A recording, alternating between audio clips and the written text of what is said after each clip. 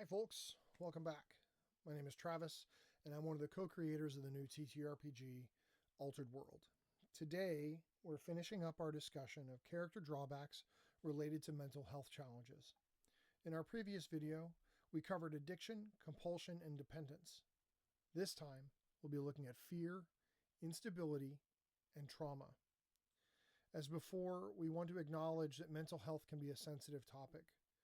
If this isn't something you'd like to engage with right now, that's completely understandable. We'll pause for a moment here so that you can go check out one of our other videos instead. And while we do, we'd appreciate it if you'd like the video, subscribe, and hit the notification bell so that you don't miss future releases. Your support really helps our channel grow. All right, if you're still with us, let's walk through these 3 drawbacks. First, we've got fear. This represents a psychological reaction to a specific stimulus that you decide. Mild reactions might include things like sweaty palms or an elevated heart rate, while extreme reactions can involve panic attacks, catatonia, or even mental damage. When your character is confronted with the substance, creature, or circumstance that triggers their fear, you make a high target roll against your fear rating. This means you roll 1d10 and you're trying to get over the rating of your fear. If you fail, the degree of your failure determines how severe the penalties are going to be while your fear response is active. At certain failure thresholds, additional effects start to apply as well. Those are outlined in a table in the book.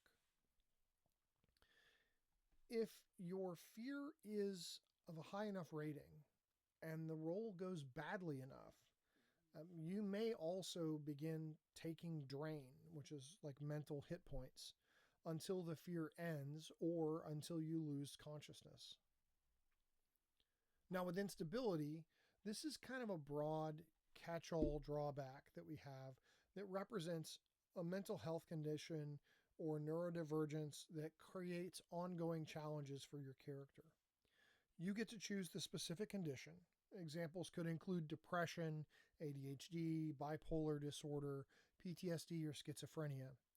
But the exact manifestation that you choose is largely a role-playing cue for you in-game. Mechanically, the drawback works the same regardless of the condition you choose for your character to suffer from. When you take this drawback, you assign it a rating based on how many points you need. And that rating represents both how easily the condition is triggered and how disruptive it can be. Whenever the dice of the initial throw or the initial dice throw of any action roll comes up less than or equal to that rating of your instability, the condition is triggered. So if you roll doubles, the die still explodes as normal, but only that initial roll is looked at to see if your drawback is triggered. While your instability is active, it applies penalties to all of your action rolls. The intensity of those penalties is tied to the drawback's rating. And then you can also use other drawbacks to layer on additional specific effects to really nail down the idea of mimicking a real world condition. When your instability is triggered, that lasts for 5 minutes of game time. If it triggers again during that time, that duration resets. So you can have this kind of cycle depending on how bad your rating is. You can take this drawback more than one time, choosing a different condition each time. And a single roll can actually trigger multiple instabilities, and all of those penalties actually stack together. So if you have lots of different things triggered all at once, you can cause some real challenges for your character. Instability can be deceptively punishing. In addition to the idea of multiple instabilities being triggered all at once, there's also the fact that at higher ratings, the odds of triggering it become quite significant. For example, at rating 7, that means that you've got basically a 21% chance of triggering instability on any action roll. It's about 4 times as common as a critical success or a critical failure in most TTRPGs that use like a D20 system. So even a low rating deserves careful consideration if you're looking at it. A rating of 2, that's only going to trigger about 1% of the time, because you're rolling 2d10, so really the lowest roll you can have is a 2. Um, but when it does happen, the thing to note is that it's coinciding with a botch, right? You've rolled double ones. And so not only is your instability being triggered, but you're also creating some kind of negative effect in game based off of your action roll. Some characters start with this automatically. If you're playing a gnome, you automatically have as a species trait, you have instability, representing their obsessive focus on gadgets. Any gnome character has a chance on any action roll to become distracted by tinkering with their stuff at exactly the wrong moment. But I mean, it's not easy being a bumpy skinned weirdo with tentacles for arms and an extra head, but that's what you get. Instability also pairs well with other drawbacks to create very specific condition effects. So an example of this would be you could model the real world condition conversion disorder by linking instability with the drawback handicapped, meaning that when your instability triggers, you essentially create temporary blindness for your character. Doing this reduces the point value of the linked drawback, in this case handicapped, because it doesn't affect you all the time. But it does also allow for this kind of real nuanced character concept that you can explore. Trauma. So this is the last one we're talking about today.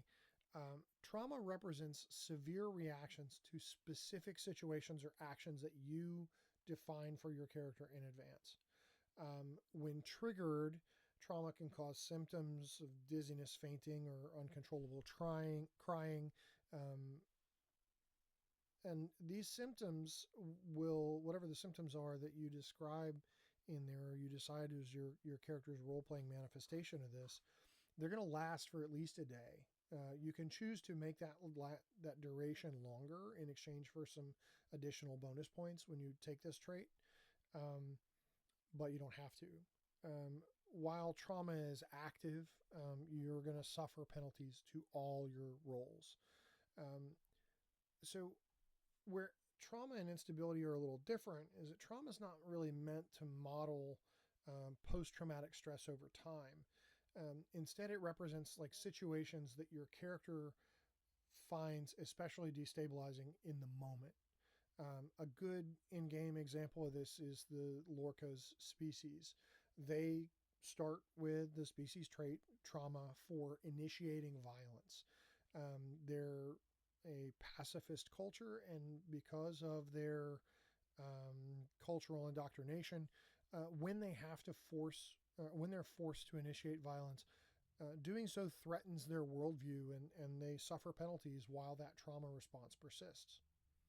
So all 3 of these drawbacks are going to have a big impact on your character, and they work especially well to model characters who've lived hard lives before the campaign even begins. Fear is going to reflect these acquired phobias that people may have gotten from traumatic events in their past. Instability is going to model some ongoing internal challenges, and trauma represents situations that your character simply isn't equipped to handle cleanly. These options allow players to explore aspects of their character's internal experience that many or most games really kind of gloss over. We love the idea of power fantasy. It's a lot of fun, but I'll tell you, sometimes giving your character a real Achilles heel that meaningfully affects gameplay is exactly the thing that you need to bring them to life and make them feel three-dimensional. We'd love to know what you think. Let us know in the comments, and be sure to check out the Beer and Pretzels kit. It's available for free on DriveThruRPG. Thanks for watching.